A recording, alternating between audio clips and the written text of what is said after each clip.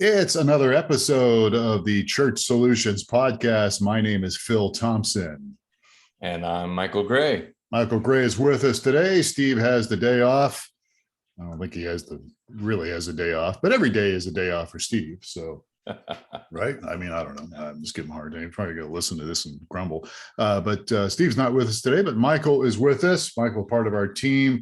Michael has a lot of experience in many of the things that we talk about, particularly one today. By the way, this is episode 341. For those of you 341. 341. Did they make a 341 V8? I don't think so. Not that I'm aware of. No, I don't think so.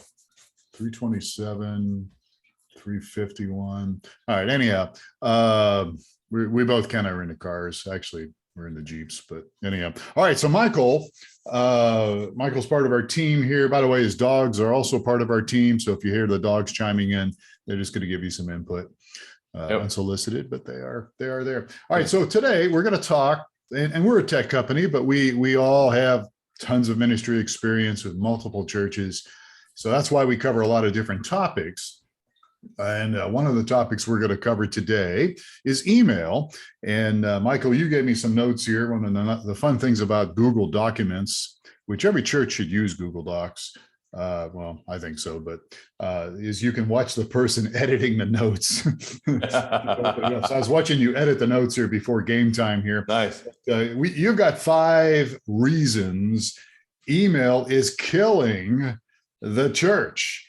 And so those are pretty strong words. So let's talk about this subject a little bit about email, because I just thought it was wonderful, but apparently it's not.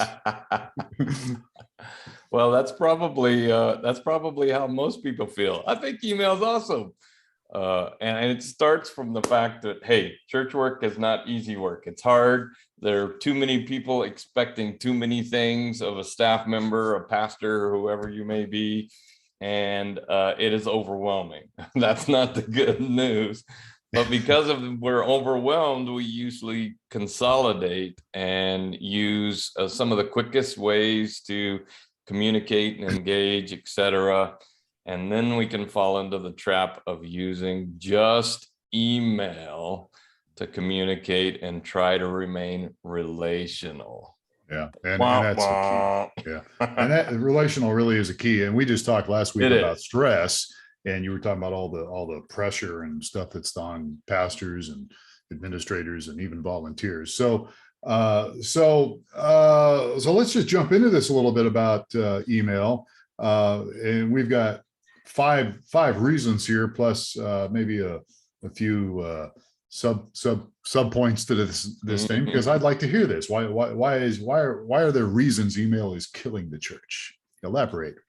Well, Phil, I think you and I both have worked on both sides. We've been staff members and we've also been volunteers at all kinds of ministries. Right. And there is a definitively different feel to an organization that really understands how to do relationships, and the opposite of that when the whole team is highly introverted and all they do is send emails. Yeah, and I remember working with you. I think, didn't we do some kind of a personality thing? I think we did. Yes, we did a lot of that work. Didn't we find out that all of us were like all introverts or something? Almost the whole staff was introverts, and so I'm talking about this from a place of failure. I want you guys to know that. Yeah. I've been the guy that falls back into the rhythm of doing what's easy and sending out an email, reply all, send to all, whatever that may be. Sure. And there's so many different dilemmas in doing that. The overarching one being, we live in a world that is dying for somebody to have a relationship with them. They just want it so desperately. Yeah. And it doesn't take a ton of small changes, and not using email as your primary communication tool. I said that wrong. Primary is okay, but not only. Yeah. It's got to be email supplemented by text, video meeting like we're doing here, and a few other tools. Yeah, yeah, and we'll jump into that. But you're so right. We really are. Even introverts do want relationships, and Yeah. we just don't want a lot of them. But during the pandemic, this really came out as far as relationships, because all of a sudden we most of us couldn't go to our church, and couldn't do a lot of things. And I think I posted something. It was kind of a joke, but there's truth to it. In the year 2020, we weren't allowed to go out in public, and now in the year 2022, we can't afford to go out in public. But we really do. We want relationships. So let's jump into this. So what's the problem with, what are some of the problems or the pitfalls with emails as you see it? Well, what you saw me working on the document before we started was, I want to give a caution. I'm not saying email is not effective. It's the most powerful tool after the stage that most organizations have if they use it correctly. But if it becomes the only source for communication, then that's where things begin to become very unrelational. So what breaks? When you send an email, Phil, to large group, whatever it may be, what happens? Well, I know there's a number of people that either ignore it or they don't get it. It goes into some other black hole, which I guess we would call spam. The spam black hole. And this is true of corporations all over America. Spam filters and email blocking tools have become so much better, and we're so grateful for that until it's us sending the email. Right. Yeah, absolutely. Yeah. And then people say, I didn't get it. Okay, go look in your spam. Oh, here it is. It's been sitting there for weeks and I just never got it. Yeah. We send out reports. We do streaming video, and we do send out reports to people, and even though it may not be a large group of people, one email may not have a large group of people in it. I get people all the time going, I didn't get my report. Where's my report? And it's like, well, did you check your spam filter? And usually that's where it's at. And it catches things. So spam filters create a problem. And that's now, on the let me twist this a little bit on the positive side. Isn't there a way that the user, and I know we're asking the user to do this, not the user, but the person receiving the email. I mean, isn't there a way they can go, don't call this spam? Do that. Yes. I mean, that's asking a lot, maybe. Yes. It is, because not everyone that we work with or that churches work with are highly technical. It's usually a little bit of the opposite. And it is definitely swimming uphill to get everybody to change their email to where your content's going to come. That's not a long-term fix, because if I'm sending something to somebody's new, hey, thank you for coming to church this week. We really appreciated it. Blah, blah, blah, whatever that email might be. Yeah. And then it goes into their spam. They were like, well, those guys don't really care about me. I went to their church and they didn't even communicate with me. So how can you fix that? Easy. If you got a phone number, just send a text message. Hey, I sent you an email. I hope you're having a great day.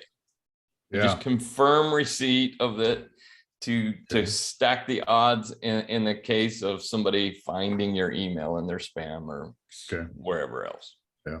So I'm jumping ahead of your notes a little bit, but since you mentioned text, the open rate for emails you've got here is like 21%. So and that's the every kind of email. Yes. Yeah, 21%. But you've got the text. You just mentioned text. The text rate is like 98%.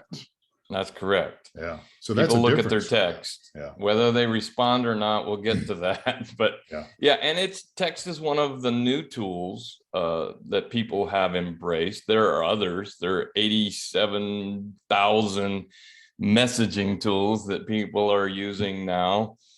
There's a link in that we'll share in a blog post version of this that shows how a pastor increased his response rate by shifting off of email by 700%. Whoa, That's some big wow. numbers. That's So he huge. shifted off of email and went to text and some other messaging tools. And suddenly everybody's listening. Wow. Everyone's responding. It's a whole new world to 700%, man. That's astonishing to go from what we normally get is crickets and then boom. Yeah, absolutely. Yeah. So, and by the way, you mentioned a blog. We try. I think we might be a little behind right now because I think Brittany was on vacation. But if you go to blog.streamingchurch.tv, you can read our blogs, and most of our blogs are related to these podcasts, the Church Solution. Most of them are, not all of them, but most of them are. So we'll have that up there eventually. Might not be this week, but it'll be up there. All right. So the open rate, right? So people like newer tools, text, social media. You've got text, social media, and video chat. Interesting on that whole thing there. Of course, social media, we've hit that a lot over the years. Sure. But people prefer that. Why do you think people prefer social media? I mean, is it just because they're on their mobile devices a lot and you've got so many platforms? Become just, messaging has become just another version of text. So in fact, a lot of phones now will allow you to integrate multiple messaging systems into your texts. So everything comes in one place. Not going into that, but it's simple, it's fast, people can look at it and respond, and that's where we're at. Is response rate is, while it's not perfect, people will, number one, they're gonna see your text 98% if you're sending a text message, and 45% of them are responding, which doesn't sound like a lot until you look at email response. Email. Go ahead, Phil. No, it's we just mentioned that. Email people just the open email response is 1% to 5%. So 1 to 5% of the people that you're emailing are responding. And the ones that are probably like me, and I type okay and respond. And you're like, I typed a whole 9 paragraphs and you just said okay. Well, that was your first problem if you did 9 paragraphs. So it's probably your first problem. But well, that would be another problem, is for sure. I'm real big on short emails. We work with customers all the time, and I, when I'm reaching out to a customer, I really try to keep the emails short. And I think, I don't have the stats on that, but I think even Kenny John, who we're going to probably be working with here as a company, he's even said that, keep the emails short. Nobody wants to read, but anyhow, all right. So, so you got, people prefer newer tools. The open rate is much higher with text, 98%. Response rate, you just covered there, which is very interesting. I wanted to ask you this. When you say people are interested in text instead of email, text, social media, you also got video chat. So when you say video chat, are you talking live video chat? Tell me what you mean by video chat. I would say both. There are a lot of tools available to where you can send a video in an email. You're still fighting an uphill battle. Are they going to get it? And you need to do some kind of confirmation to make sure they are getting it and that it's not in their spam box. But you can send a video message saying, hey, I want to talk to you about this or that or the other. I want to give you a special announcement, whatever that may be. That's great. But what you and I are doing here, and what we do for our staff meetings, and what we do in helping people understand streaming tools, we use these kind of Zoom or Google Meet tools to look someone else in the eye. It's still not the same as being in the same room because you can't read complete body language and things like that, but it's better than text or email and seeing somebody's face and how they're responding to what you're saying. I will say this, that church you used to work with, and I did 2 years ago, we started to Jeff Love, and we talk about Jeff a lot here because we know Jeff and Alive Church here in Tucson. You know, they're doing some things that I think they're really good as far as cutting edge. But one of the things we started to do was I would use take my iPhone and video Jeff, just a short little video about maybe what he talked about that weekend and what was coming up. And then we would put that in an email. And I noticed he still does that. And I still get the emails. I mean, I don't know why I should block them, but I don't. And I'm just kidding. Well, maybe I'm not. But what I'm getting at is when I see the email from Alive Church, there's a video embedded. It's on YouTube. It's, you know, they put it on YouTube and they embed it in the email. And actually I many times will click on that just to hear what the guy has to say. Yep. Most of the time I don't care because I don't go there anymore. But it is, I do find that I think that helps. I think that helps them, you know, because it's the email, but it also has him addressing what's going on and talking about a specific subject. And so yeah, so I think the video, the live, and even something that's short, not real long, but something that's short would be good. Okay, so what are we doing here? Where are we going next? We've talked about response we're just rate. kind of recapping on the relation. Okay. Recapping on the relational pitfalls of email only. Yeah, you've got email is the opposite of relational. It's the opposite. It's communication. It is not relationship. Yeah, it can be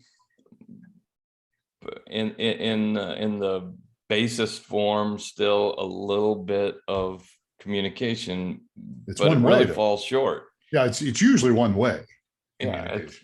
Yeah, because nobody's responding. The response rate is 1, so nobody's responding. It's just communication, and they don't like it, so they don't respond. Or they don't care, so they don't respond. Whatever it may be, it's statistically proven not to work in the context of being relational. Sure. Yeah. All right. You've got in your notes here, it's considered more professional, but is the least relational digital communication tool. That's interesting. It's more professional, according to you, but it's the least relational digital communications tool. Expound on that. So, and that's a little bit more in the business world. Yeah. You know, you want to send a professional email, you want to communicate to someone, the go-to is going to be email. Even there, it's not really effective. And you see a lot of corporations pivoting to text and email and different kinds of messaging and social to communicate the things they used to send with email. So it's considered highly professional to send that email out versus if I Facebook message you, not quite as the professional vibe. I could see that. But more relational, right? Yeah, so we're saying, well, let's tip towards the relational tools, video meet, etc. Well, that actually jumps to the next point we have. Yeah, go ahead, go for it. Yeah. Relational communication is best live. If you've led any team for any length of time, it's not the least time consuming, but you'll gain more momentum and people getting on board and people being with you. If you're in the same room saying, hey team, here's what's going on. Or, hey church, here's what's happening. Let me tell you about this weekend and what's going to be happening and what we're going to be talking about. Yeah, that's good. Yeah, good. So relational communication, best is live, video, then maybe video meet, then the phone call, then the text or social media, and last of all, email, which is, again, we're continuing to dog email here. So we're beating it down, even though it can be the most effective tool when used correctly. Yeah. Okay, good. So, all right. So, and then email like meetings are for information. So that would be just strictly information. And again, pretty much is one-way communication. Not all meetings are informational, but more than I would like. More than I would like to be in the meeting. I'll put it that way. Well, and people, you know, I mean, people were making jokes about, you know, I don't know. I think it was during the pandemics, when the height of the pandemic was last year or 2 years ago, that, all these things, all these emails were actually showing that we didn't necessarily have to have a bunch of meetings, and I think at least what I'm getting at here is sometimes you have meetings and they're not really necessary, and so there's probably a place for that email, because you don't need a meeting. The email will communicate some information, but then there are times where you do want to have social, you do want to have a meeting with people, and what we just talked about, face to face, or all these other things we just talked, the next best thing. So you really got to know, you've got to discern, you've got to be skillful. I guess what I'm saying here is you really need to be, if you're leading your church or leading a team in your church, you need to be skillfully minded on, okay, what do we need here? Do we need a meeting? Do we really need a meeting, or would an email be appropriate for this, or would a video call be appropriate? I think that's would sum that part up, right? Just be skillful. And it's a huge difference. You really hit on something that sparked something that I didn't really put in the notes. It's a completely different thing when you're emailing your staff than when you're emailing the church at large. Yeah. My staff better get my emails if they want to stay employed. Yeah. The church, on the other hand, doesn't have that kind of pressure on them. Right. They can ignore my emails all they want, and they do. But the staff, on the other hand, you have control there. So email, a lot of experts in leadership are now saying, if your meeting is going to be informational, encapsulate it in an email instead of wasting everyone's time at a meeting. A meeting should be developmental, building, understanding, relational, team building, all of those kinds of things should be done live and with other people. Yeah, that's good. That's a good point. Okay. Very good. A very good point. All right. So last point here, it's easy, kind of the subtitle here, or the subpoint under churches built on relationships, or at least it should be. It's easy, but it's lazy if you understand how relationships work. Try email only with your spouse or family for a week and see how that works out. It's good. I like that. Right. Yeah. I'm not saying you should try that, because I don't want any of you guys getting in the kind of trouble that would create. Well, you're making a point. It wouldn't work. And if your relationship is based on that now, it's broken. You need to get it fixed. Yeah, no kidding. No kidding. All right. Well, good deal. All right. So, I think we're done here. I just want to say something about Michael Gray. He has got tons of experience working with companies and social media. He works on our team now with streamingchurch.tv. And look, I think I speak for Michael here, if we can help you guys, I think that's what makes us different from a lot of companies out there that offer streaming video. We work with the church. Our feet are in the church. Our hands are in the church. We've been in leadership. If we can help your church, your ministry, we would be happy to do that. And I'm sure, Michael, you would be happy to speak with somebody. Yep. I love doing that. Yeah, about these things. And so years ago, I was in some of Michael's meetings when he talked about social media and those kind of things. And we just went to a meeting about websites. And, a lot of that stuff I remember you covering years and years ago. There was good things that came out of it, don't get me wrong. But so, if we can help you guys in any way, that's really what we're in this for. So I do want to remind you, this podcast is brought to you by mychurchdaily.com.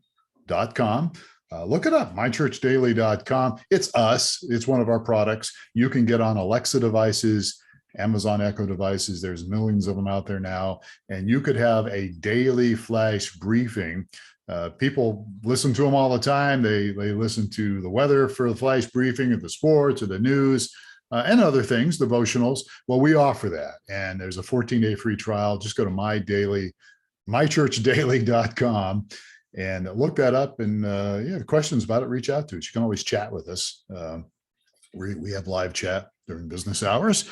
And so there. So, all right, good. So Michael, this has been good. I really appreciate you. and appreciate your input. You bet, man. Appreciate you guys as well. Yeah. And everybody listening, thank you. You can always subscribe to the Church Solutions podcast. Just subscribe. Give us a rating. If you like it, give us a rating. Share it with some people. We cover, as I said at the beginning, a variety of topics, not just tech stuff, but you can subscribe to us anywhere you get your podcast. And let us know. Let's get your feedback on this. Maybe you're not crazy about this topic. Maybe you think email is great. Well, hey, that's okay. Let's hear from you. We'd love to hear from you. So, all right, good. All right, Michael, we're done. Thank you again.